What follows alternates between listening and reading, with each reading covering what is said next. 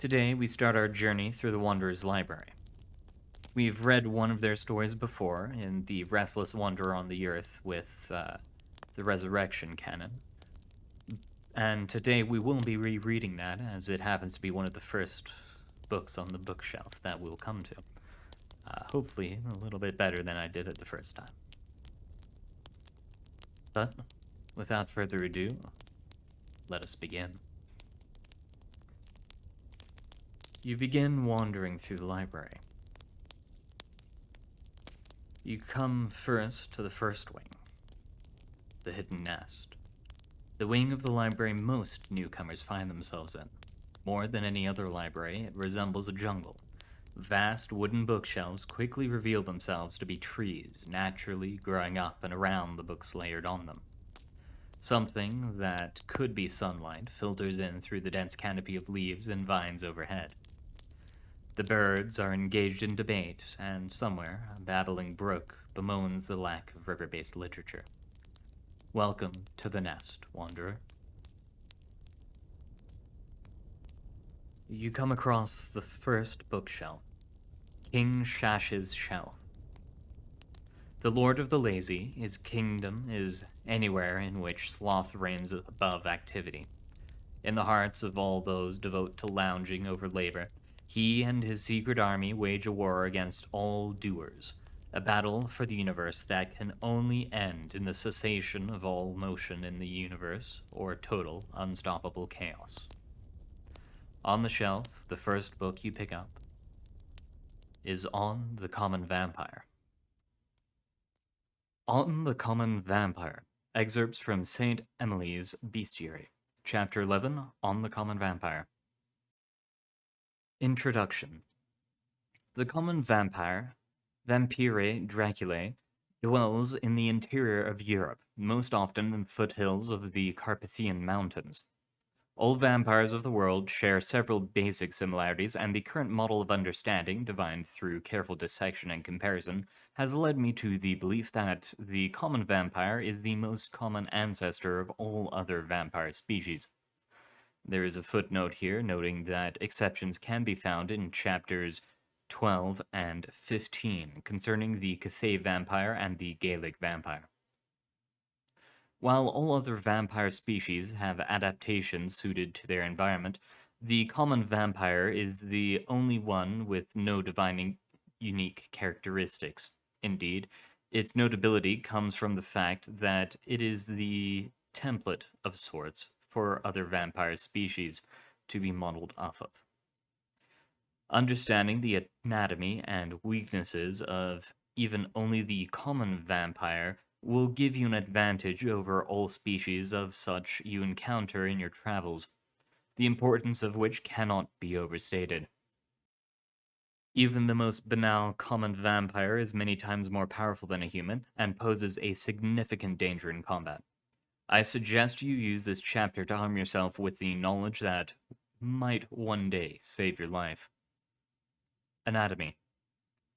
Vampire Draculae is largely similar in shape and form to Homo sapiens sapiens, an erect biped with a wingspan roughly equivalent to its height. The most obvious feature discerning them from a human is the shape of their hands. The vampire's hands are claw-like, with long, hard nails extending up to 2 centimeters, often sharpened to a point. The muscles in these hands are taut and powerful. They can be quickly contracted to exert immense pressure on anything in the vampire's grasp. This ability is commonly used to crush the skulls or bones of prey. Naturally, the vampire's teeth are the second source of notability. The fangs of a vampire are stuff of legend, and it is difficult to extract myth from fact. Dissection of the adult specimens have noted sexual dimorphism in the dental region. While males have 28 teeth to the female's 20, they are less dangerous. 4 of the males can be described as fangs, both front-facing, 2 on top and 2 on bottom, each a centimeter above the gun line. Comparatively, females have 8 fangs, 4 in the front and 2 on each side. Her front fangs are up to 1.5 centimeter above the gun line. The legends have preserved one important bit of truth regarding the fangs. They are used almost exclusively to suck blood from the vampire's prey. They bite into the flesh, most often of the neck or thigh, and the vampire uses its lips to create a seal around the incision before sucking. However, study of their feeding habits has led me to an intriguing discovery. As soon as the beast separates itself from the prey, its saliva soothes the wound and encourages faster clotting. While this is pure speculation, your author theorizes that this is an adaptation to preserve the life of the prey in order to remain a consistent food source. Throughout its body, the tissue of the vampire is tight and strong. Even its skin resisted dissection from my sharpest scalpels. There is little to no fatty tissue found anywhere on its body after thorough inspection. I believe this is due to the unique nature of its diet. The musculature is powerful and allows the vampire to perform feats of strength beyond the capabilities of the human, such as high leaps or climbing sheer rock faces. It also provides the creature with an edge in close combat. Despite this, I have noticed vampires of all kinds, not just Draculae, shy away from personal combat. Indeed, combat altogether seems to be avoided. Study into this is ongoing. The oculus is another point of notability. Survivors of vampire captivity report that looking into the eyes of one puts one into a fatigue, unable to resist or combat any suggestion by the vampire, slaves to its will. Post-mortem dissections of the eye reveals no outstanding differences from a human, and this author is led to believe that this is due to the sheer intimidating presence of the vampire couples with the confusion and lightheadedness that naturally follow a victim losing a large amount of their blood.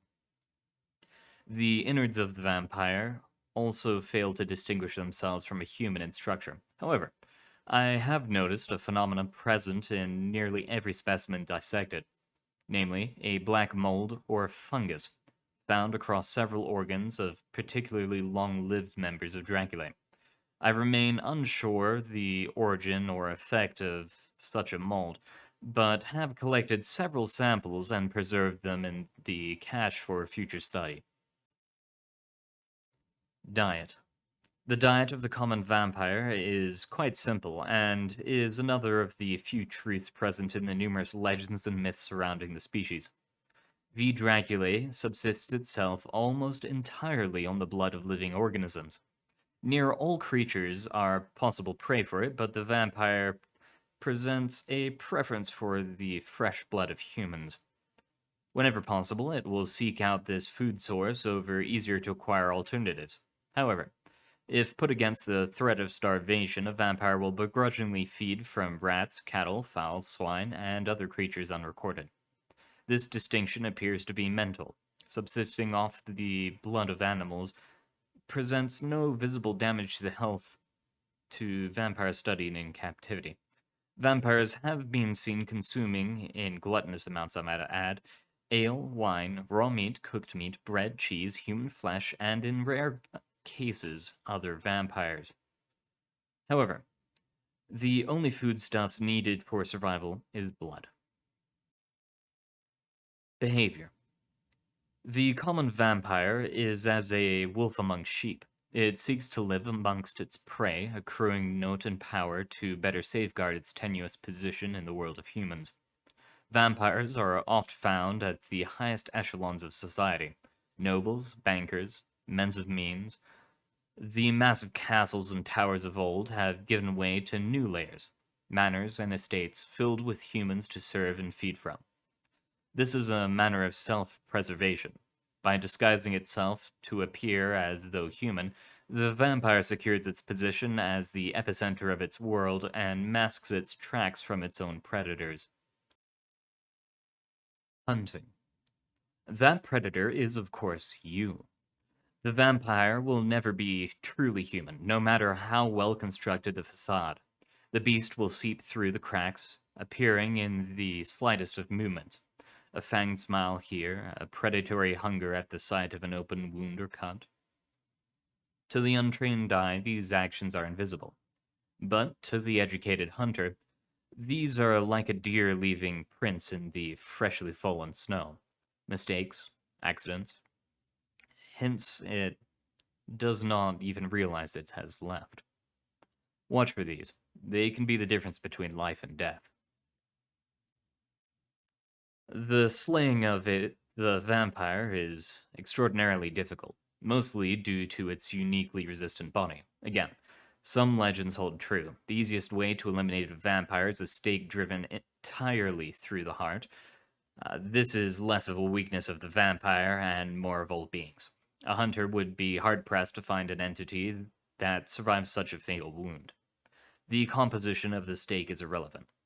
I have seen wood spears, metal lances, and even a sharpened human bone successfully be the end of a vampire's long life. Aside from the stake, beheadings also functions, though it is obviously more difficult to accomplish. Routing the vampire into a position in which you can stake or behead them, though, is the most difficult part of hunting. They will have both human securities and beastly ones.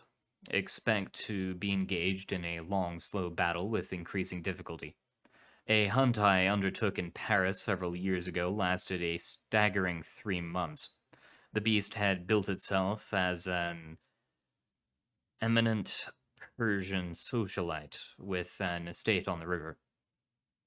I masqueraded as a visiting English minor lord and finally sprung my attack during one of its parties. I set the mansion aflame and, during the chaos, drove a burning length of oak through its back. This, I have come to find, is a particularly efficient strategy, both literally and metaphorically. Ideally, the beast will never know it is being hunted until the moment its world goes up in flames and it finds a stake through its heart. This is the ultimate platitude and lesson for the hunting of vampires. Friend, find them, study them, and then, once they are truly at their most vulnerable, set them alight and drive a stake through its chest. Have no mercy, just like they would have none when sucking on your throat as you hang from chains in its dungeon should you fail. Having satisfied yourself with a little bit of knowledge on the vampires of the world, you pick up the second book, Leavings of Another World. Words of power. Indeed, they have the power to create, but mostly they have the power to destroy. Does that really surprise you?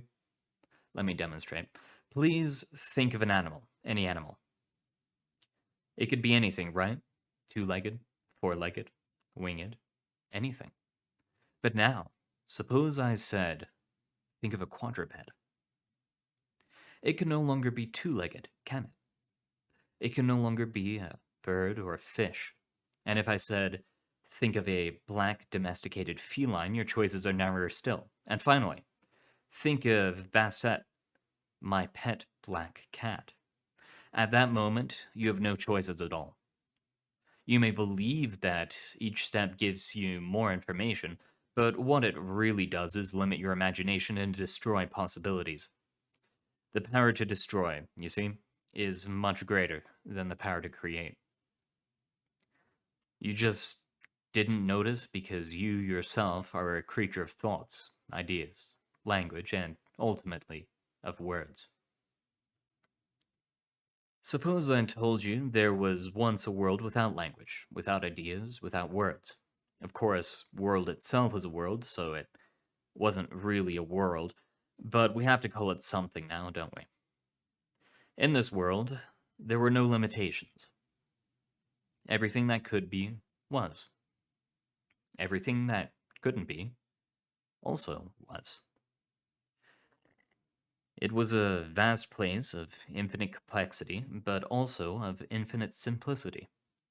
Since everything was or wasn't, also was or wasn't everything else, The endless variety was, in fact, all the same. You say it's difficult to describe? Indeed, that's the point. It can't be described. It was everything and anything, and something and nothing, and all at once and not at all. What happened to it? Words, of course. It started with a single, simple word in a language that no one speaks anymore. No one knows where it came from or how it sounded, but I'll tell you what it meant.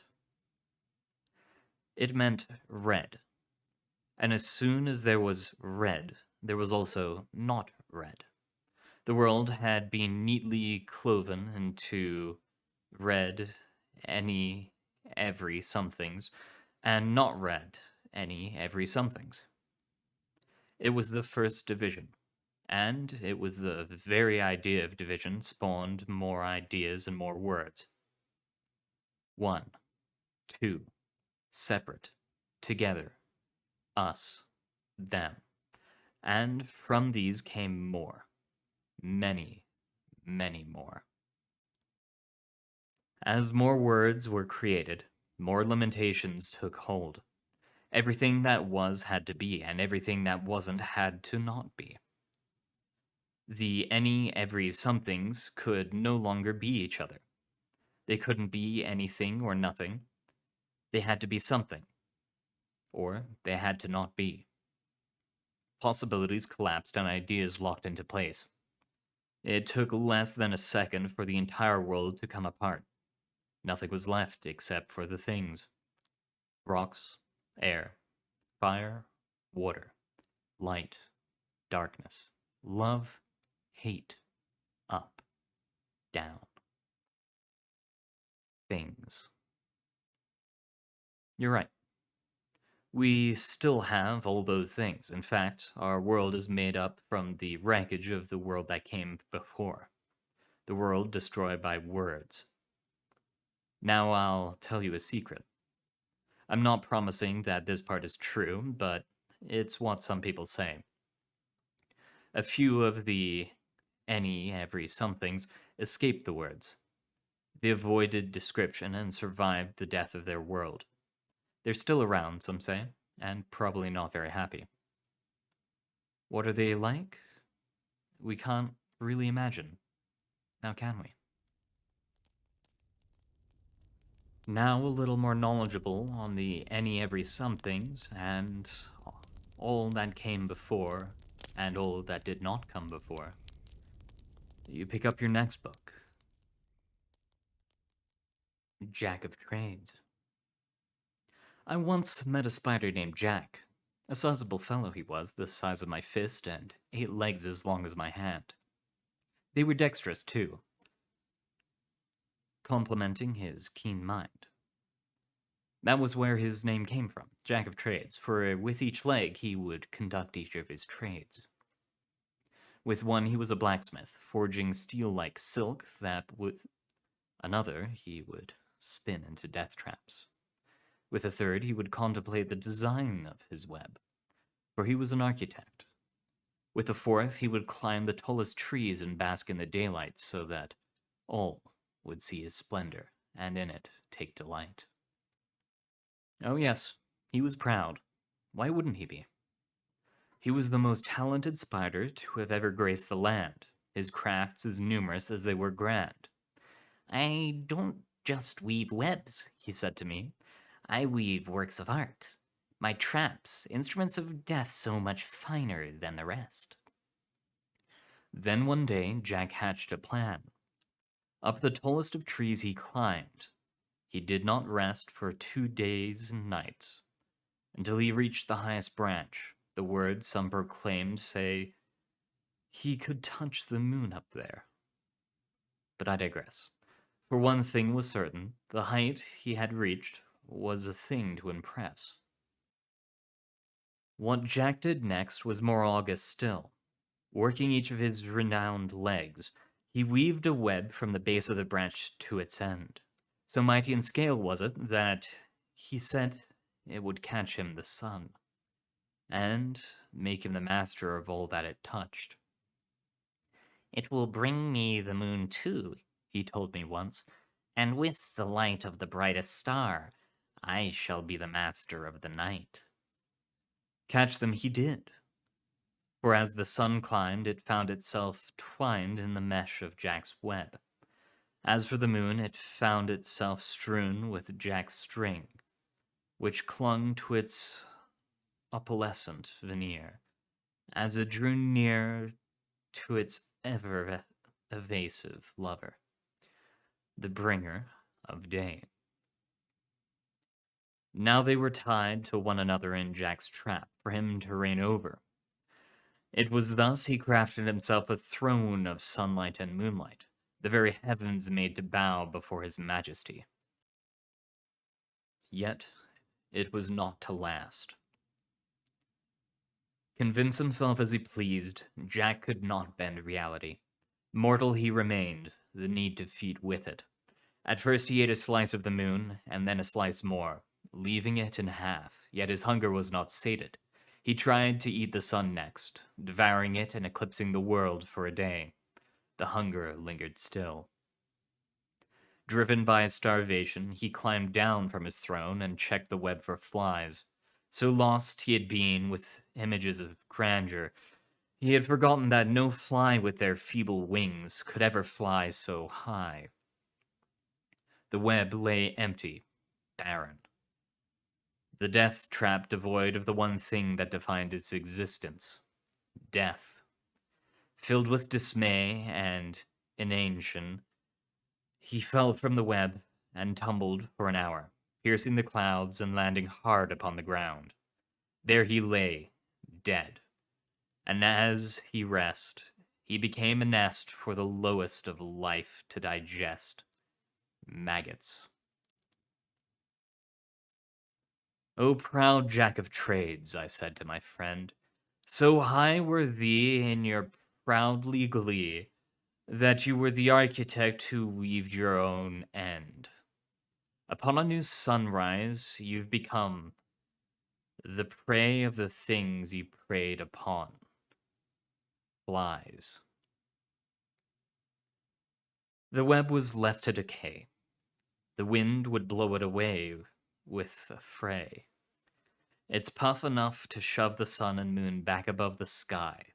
There they remained and fly high, shining upon their domain the light that the world lives by. Written by the Bard. After finishing reading about the legend of Jack, you put down the book and the next one catches your eye. A restless wanderer on the earth. A restless wanderer on the earth. Now. A possible memory? Bluebird frowned at the oblong glass shard in the merchant's hand. Why would I pay so much for a possible memory? The merchant smiled a little instead of replying. Bluebird found this merchant was always a little exasperating. She always had this smug, detached attitude, but she still managed to be adorable. As adorable as one of Dark's people could ever be, anyway. 2 reasons, the merchant said. 1, the age. You will find that the age of this possible memory is in the uncountable eons. I'm not convinced, Bluebird said. I've paid for many an ancient memory that contained nothing but unsurpassed dullness. And this is a possible memory, so it may be altered in any number of irritating ways. Then the second reason, the merchant smiled, the one from whom this possible memory was acquired. Bluebird folded her arms to emphasize their skepticism. Who? The merchant opened a small lamp and focused it until it emitted only a single ray of light, especially bright in the dim fog of the shadow market. She rubbed the shard and held it up to the ray of light. Look and see. Bluebird leaned over to take a look. Her eyes widened as he saw the images dancing through the murky glass. Yes, Bluebird said. I will pay for this. I will pay whatever you ask for this. Then, the man found Cain ben Adam in the endless wilderness of the Between Places. The man was beautiful to look upon, with bronzed skin and shaggy black hair. His clothing was cut of animal skin, of fashions pleasing to the eye. But Cain was not pleased to see him. The man knew his name. I am a priest, the man said. A year ago you passed through my village. I wished to follow you then, but I was held back by the others. Then the crop failed and a plague swept through our village.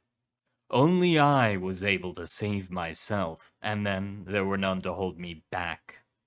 I have searched for you since, and now I have finally found you. Cain frowned. He tried to wander only those lands where the soil was wild and suffused with power enough to resist his curse, or else lands where the inhabitants knew how to refresh the lands which his curse had made barren. When he needed to pass through civilizations, he avoided the fields. He had long ago discovered that his curse had a limit. 48 cubits around him, or a length similar to 12 times his own height, enough to judge with the naked eye. But that did not account for the times he was not fully aware.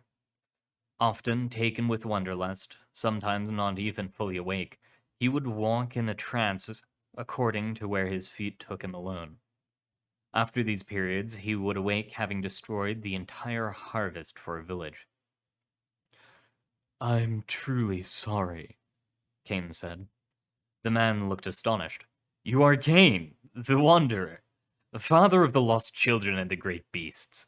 You are the god of death. The other gods, the lesser gods, could not save my village. I worshipped them once. I despise them now. I come to worship you. They were your family, Cain said.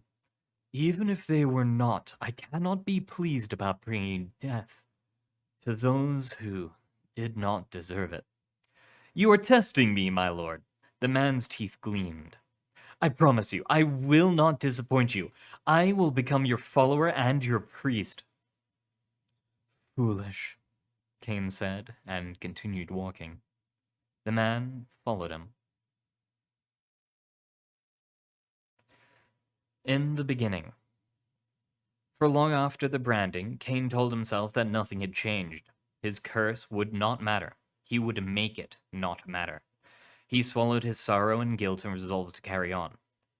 He went to the land of Nod, the wandering land. There, his curse would not touch the land, for it was too wild to even support crops, and the life there too resilient and alien. Dwelling there seemed to calm the wanderlust that had suffused him since the branding. He would build a life in Nod, he determined, a settled, stable life, and it would be as if nothing happened. And Cain found, to his surprise, that he did not age. His metal parts did not rust nor decay, his skin did not wrinkle, his hair did not turn gray. His memory, though hazy when it came to his childhood and the time before the branding, now never faded in clarity. The only sign of his aging was when his brown eyes faded and shifted to become bright blue. He was as invulnerable to the ravages of time as he was to the weapons of man. Truly, his curse was no curse at all. Then, the man followed Cain through the wilderness, sustaining himself with his priest arts. But emotionally, he had become undone. They deserve to die, all of them, he said. Inanna was a whore. Aya was false. Belshunu beat me with a stick when I was young. And all of them refused to let me choose my own path. Chains of words, but chains nonetheless. We need you, they said. They needed to use me. Let them rot in their graves. Cain never answered. Why do you remain silent? The man asked. His face was flushed with anger. I have said all there is to say, Cain said, and you should not speak ill of the dead. Perhaps you are right, the man said.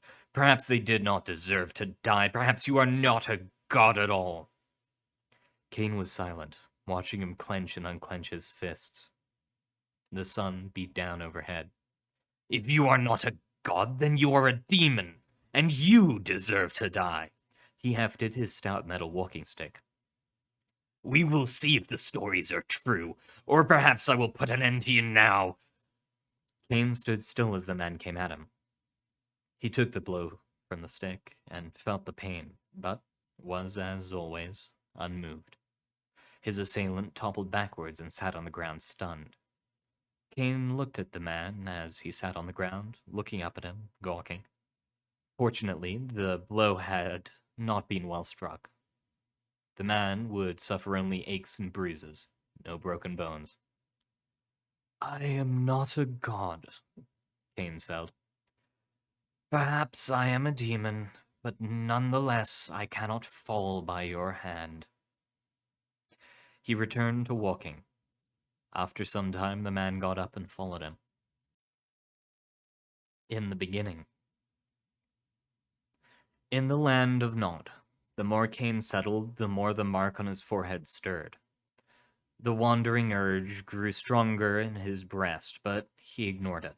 Instead, he erected more cities. The cities grew and prospered. His curse would not extend through the ways that filled Nod. Therefore, he built his cities around the next eye of ways. Those who lived in his cities traveled through these ways to tend to the fields in summer proper, and in other lands just as fertile. Still, the urge to wander increased, and the nightmares came too, sometimes every night for months. He would wake up, sobbing, incoherent, inconsolable. He remembered every variation of his sin that he had ever performed, past, present, and future. He remembered every possible color of his brother's blood. What have you done to me? The corpse of his brother would ask. What have you done? He would be like this forever, he realized, forever living with his sorrow and regret. Cain became filled with a fury unquenchable.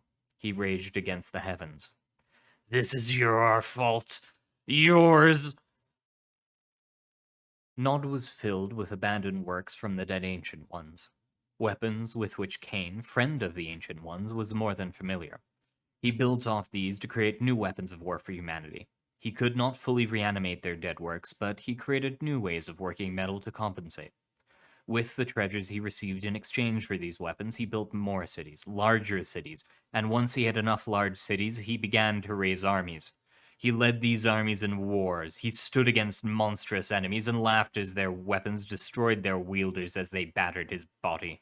Whole civilizations fell before him after he used his curse to defile their lands. Yet, he was still filled with misery. The more death he was responsible for, the more his misery grew, buttressed by the eternal, perfect memory of everything he had done. Then, still the man followed Cain. Both his worshipfulness and his rage were past. I admit it, the man said. I love them. I did weep for their passing. I only tried to hide it because I wished to please you. Cain was silent. You have powers beyond those of any mortal, the man said. You can bring them back, all of them. It can return to the way it was. I cannot reverse death, Cain said. My curse does not grant me such a boon. Would that it did. Surely you can. Surely you are testing me. What must I do to earn this favor? I cannot bring them back, Cain said. It must be a small thing for one such as you, the man said. Please. I cannot bring anyone back. I will travel the lands and bring you riches. My healer's powers can bring me much treasure in a great city. I can work and bring it all to you. I can be your manservant. No, your willing slave, to do with as you will. I can be your emissary, your herald, your priest. I will do anything. There is nothing that you or I can do. Please. Cain was silent. In the beginning, Cain was resolved to cease the shedding of blood. He could not infuriate the heavens this way, only disappoint them. But perhaps he could please the heavens instead. Perhaps then his curse would become more bearable. He would become a patriarch like his father. He would do his father better. He would become what Abel could always have been. He would build cities which would last for all time.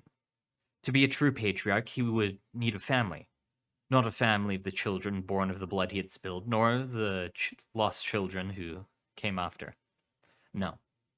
He needed a family that would be acknowledged by those who hated him. Nor could he begin a family with the men he loved. No, they would not do. He considered briefly the men who could bear him children, the ones thought women by the traditional patriarchs like his father. No, they would not do either. His father would see them as women who thought themselves men, and would pass judgment harshly. No, he would need an ordinary woman, one who was seen as a woman by all the people of the land, and a fertile woman who could bear children, and then likely other wives as well of the same fashion. The ease in which this was accomplished was surprising. Within only a few years, Cain had a wife and a son named Enoch. He named a city after his son. His son had children, their children had children. Cain's cities grew. The wandering urge grew stronger. He began to suffer from tremors, shaking upon the earth, sometimes for days at a time. He began to sleepwalk, wandering far outside of his cities before waking in the dawn light and returning. Then, the man still followed Cain. They trudged through snow and sleet in the in-between lands. The man was silent now, breaking silence only with occasional choked sobs. He had long ceased to eat and drink, using his healer arts to mindlessly sustain himself. He hardly lifted his head, only putting one foot in front of the other in Cain's footsteps. They reached the cold shoals of the eternal sea, the sea cold never. Cain began to work on building a boat. The man could not help him in boat building, but Cain did not want the help. The techniques to create and forge this sort of metal boat were totally alien to the man. Cain had long experience with them. He spent much time on the seas, where his curse had little effect. When the boat was finished, the man boarded the boat with him. Cain did not object, only handed him an oar. They floated forth on the wintry sea. The man muttered words between frozen tears. I should have been a better son, a better husband, a better healer, better human being. Cain was silent. I did it. I killed them. By abandoning them, I killed them as surely as if I had done it with my own two hands. I was the healer. They relied on me. I could have saved them, or at least some of them. But I left. If only I had stayed. They were on the sea for a long time. In the beginning. To stop his incessant wanderings, Cain had himself chained up in Enoch's palace. The wandering urge lessened and slowed, but became ever present, a steady, horrible beat under his chest. His children and grandchildren tried to please him in his prison, but Cain found himself unable to feel almost anything. His days passed in an empty stupor, with neither pleasure or pain beyond the ache in his forehead and in his chest. The land of Nod changed and shifted. First, one of Cain's cities were destroyed, then another. Cain found himself feeling this, too, or was a punishment from Elohim. But he could hardly feel enough to care. Then the day came for the city of Enoch, too. Cain was still in chains under the palace when it collapsed on his head. He felt the pain, but did not die. Instead, he lived, trapped, immobile, deep in the rubble of the ancient city. Perhaps, he thought, he would be here forever. Perhaps this was his final punishment.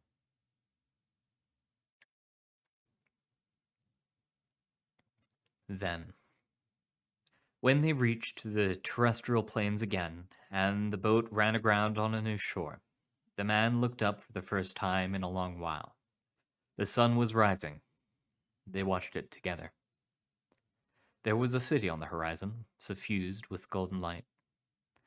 "This is where we part ways," Cain said. "I will not go to the Sun City today, but you should." "What will I do?" the man asked. "You have mourned your family," Cain said. "Lay them to rest, build shrines in their honor, and find another people. Heal others as you did not heal your village. In this way, you can begin to atone." "I will," the man said. The man walked towards the city. Cain watched him until his form dwindled away. In the beginning, Cain's children came to him under the earth. They whispered things to him, secrets, prophecies. For a long time, he ignored them. And then he began to listen. After some time, his children came, silently, to unearth and free him. A great many of the lost children came, even the first, the high golem. As he picked his way through the rubble of his former life, he found that his human family was long dead. His cities were gone, only ruins left, swallowed by lush and roiling wilderness of the wandering land of Nod. The lost children told Cain the paths he needed to follow. He listened. He would accept his curse. He would wander the worlds until he found all the possible ways to atone for his sins. If peace for him was still possible, then this was how he would find peace. Cain followed the paths, embracing the wanderlust, stepping into the wider world. Now, Bluebird left the shadow market, their eyes wide and head held high, the possible memory in glass tucked in their long coat. Ze opened a way to another world and stepped through. Having read about the story of Cain, and now knowing just what it is that Bluebird holds, another book catches your eye. An old, leather-bound journal. The journal of Aframos Long Journey, a Pilgrim. 81st turn, 7th year, 20th cycle, Tresday. From the journal of Aframos Long Journey, Pilgrim. With notes from Avos Tor, scholar of Reeve Library. Tresday, 20th cycle, 7th year, 81st turn. 57th day in the trees. We remain in the cave. I believe that Torn will be ready to move soon. It is fortunate that his break was not worse. So long as he does not move his arm too much, he should be fine. Until then, I will carry both our packs. Torn argued with me, but I held firm. He must take care not to hurt his arm further. In the meantime, I have caught several rabbits that came too close to the cave. Suja caught her own dinner, an animal like a rat, but 3 times the size of any rat I've ever seen. There's a footnote here noting that it was perhaps a capybara. I must confess I've never been very good at identifying the mid-sized rodents. Back to the proper article. She is spending several hours a day gone. Where does she go? I keep asking myself if she will return the next time. She is currently laying in the crook of my arm. She has grown so much. She is nearly the size of her mother now. She has traveled with me for 7 cycles now. A short time for a barrow, but for a cat, she is nearly grown, I think. Torn says she will be leaving us soon. It is hard for me to bear that thought. I do not want her to leave. I wish for her to stay with us, where we may protect her, where I can enjoy her company. But that's not fair to her, is it? She must leave us at some point. She is a friend and not merely a pet. It was a mistake to try to take her mother for a pet. I now see. She was a wild thing, and I was meddling in things I knew nothing about. Many people take wild things and make them tame. Horses, elephants, goats, sarlafins. They have success with it. But it is still a serious business. It is not a right to do it lightly, as I tried to. I did not know what I was doing. Martap paid the price. Suja's mother paid the price. I will not make the same mistake with Suja. I will not try to make her tame. She must leave soon. I will not stop her. Having lost track of time, you look up from the Journal of Aphramos Long Journey. It appears that it's time for you to go, but you will always be welcome back into the library. Thank you very much for coming, and I hope to see you again soon.